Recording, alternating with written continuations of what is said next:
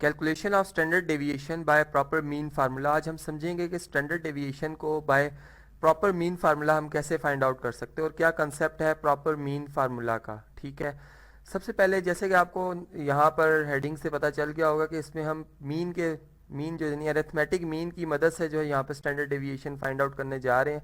तो और आप जानते हैं कि स्टैंडर्ड यानी हमारे पास जो अरिथमेटिक मीन है उसको हम कैसे फाइंड आउट कर सकते हैं। इसके लिए इसका जो फार्मूला है, हम क्या करते हैं जी, तमाम ऑब्जर्वेशंस का सम कर लेते हैं और उनको उनकी टोटल क्वांटिटी पे डिवाइड कर देते हैं। तो यहाँ पर हमारे पास जो सम बन रहा है इस डाटा के मुताबिक वो 175 बन रहा है। ठीक है, जबकि इसमें हमारे पास जो नंबर ऑफ ऑब्जर्वेशंस है वो कितनी है जी, 5 है, 1 2 3 4 एंड 5। तो यहाँ पर इस तरह से जब हम इनको डिवाइड करते हैं तो जो हमारे पास वैल्यू आती है वो 35 आ जाती है। और ये चूंकि मार्क्स के वाले से हम बात करें तो ये 35 मार्क्स आ गए हैं।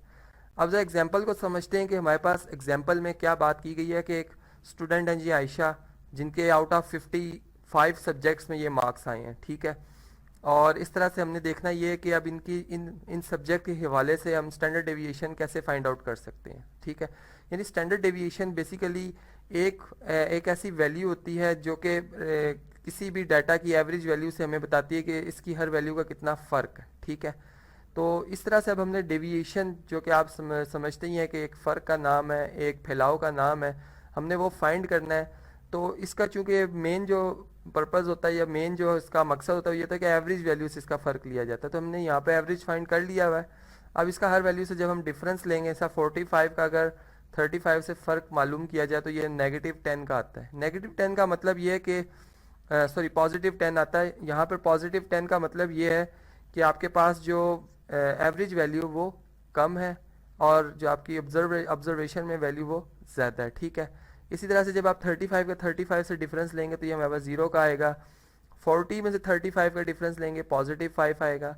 अब 30 में से जब आप 35 का डिफरेंस लेंगे तो -5 का आएगा। अब यहाँ पे नेगेटिव का मतलब क्या आ रहा है कि आपका जो एवरेज वैल्यू है वो ज़्यादा है और यहाँ पे जो ऑब्जर्वेशन में वैल्यू आ रही है वो उससे कम है। इसी तरह 25 में से अगर 35 का डिफरेंस देखें तो -10 का आता है। ठीक है, अब यहाँ पर एक जो मेन वजह है कि जिस वक्त हम डेविएशन ले रहे होते हैं ऑब्जर्वेशन में से, तो कुछ डेविएशन ये भी हो सकती है कि वो ऑब्जर्वेशन ज़्यादा हो, जैसे हम यहाँ पे देख रहे हैं कि एवरेज वैल्यू से उसकी वैल्यू ज़्यादा है, और कम भी हो सकती है।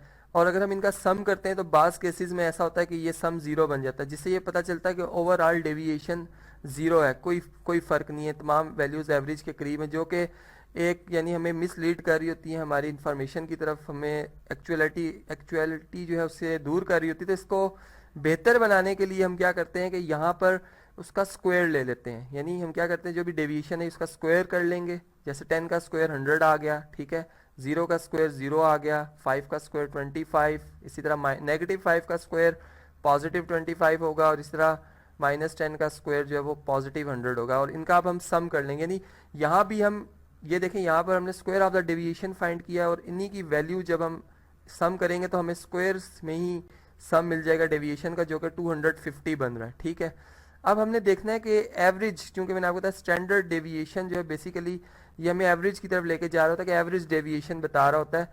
तो यहाँ पर हमने जो है बेसिकली सिग्मा, ये जो समीशन जिसको हम रीड करते हैं, एक सम का सिंबल है जिसमें हमने x difference x bar whole square का सम कर लिया हुआ है। ठीक है, अब यहाँ पर बेसिकली जो स्टैंडर्ड डेविएशन है वो वेरिएंस का स्क्वायर रूट होता है, पॉजिटिव, क्योंकि हम जानते हैं कि हमारे पास जो वेरिएंस है जिसको एस स्क्वायर से रिप्रेजेंट किया जाता है या सिग्मा स्क्वायर से रिप्रेजेंट किया जाता है, ये बेसिकली हमारे पास एक पॉजिटिव वैल्यू होती है।